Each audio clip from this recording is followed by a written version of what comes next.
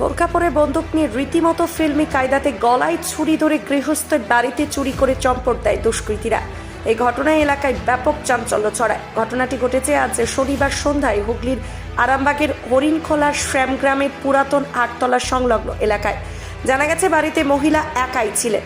সেই সময় তিনজন দুষ্কৃতী বরখা পরে বাড়িতে ঢুকে মহিলার গলায় ছুরি ধরে বন্দুকের ভয় দেখিয়ে বাড়ি থেকে 60,000 টাকা চুরি করে চম্পট দেয়।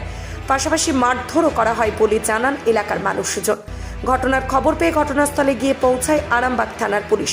পুলিশ ইতিমধ্যেই তদন্ত শুরু করেছে বলে জানা গেছে। এ বিষয়ে কি জানাচ্ছেন বিস্তারিত দেখুন।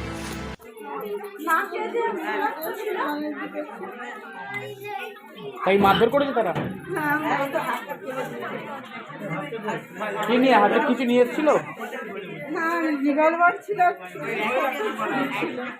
ছুরি দিয়ে আঘাত করেছে নাকি? ধরেছিল শুধু?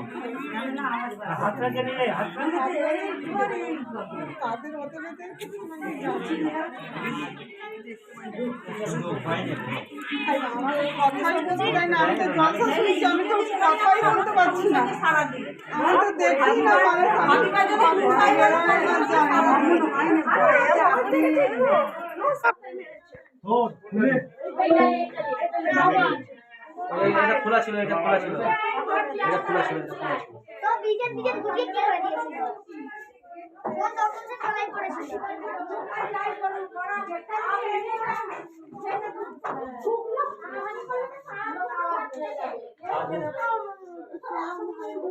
তুই যে কি করবি?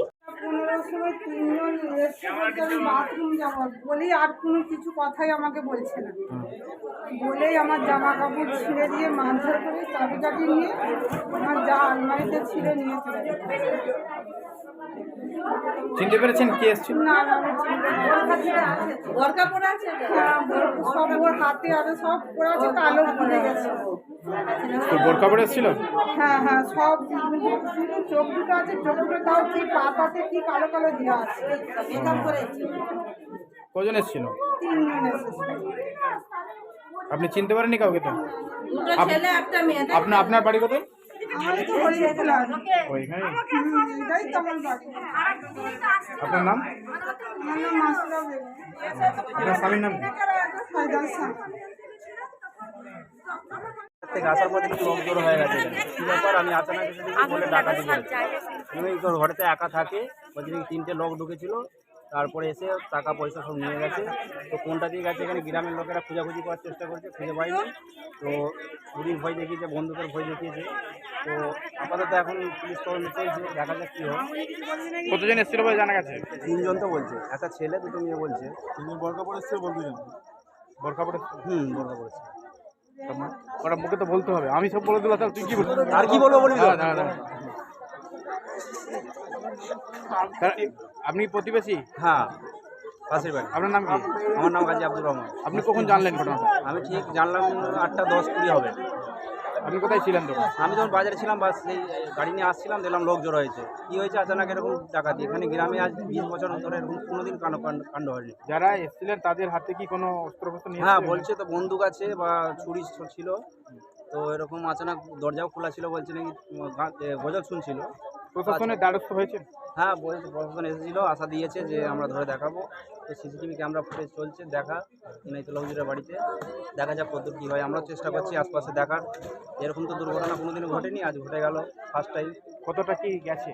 বলছে তো টাকা তোলা হয়েছিল 60,000 টাকার মতো তুলে নিয়ে এসেছিলো। সেই টাকা 2-3 দিন আগেই তোলা হয়েছিল, সেই টাকাটাকেই নিয়ে গেছে। আর কিছু? বাস এখানে কি হয়েছে ঘটনা হয়েছে বলতে এটা আমার মাইমার বাড়ি। এই প্রথম আরামবাগের উন্নত মানের নবজীবন আয়ুর্বেদ ভবন। এখানে সমস্ত প্রকার আয়ুর্বেদ ও ইউনানি ঔষধ পাওয়া যাবে। হোলসেল ও রিটেল রেটও পাওয়া যায়। এখানে রিটেলের সর্বোচ্চ 20% ছাড়ের সুবিধাও আছে। আমাদের ঠিকানা আরামবাগ গৌরহাটি মোড় 24 নম্বর রোডের পাশে। যোগাযোগ নাম্বার 7065492379 অথবা 8918561189।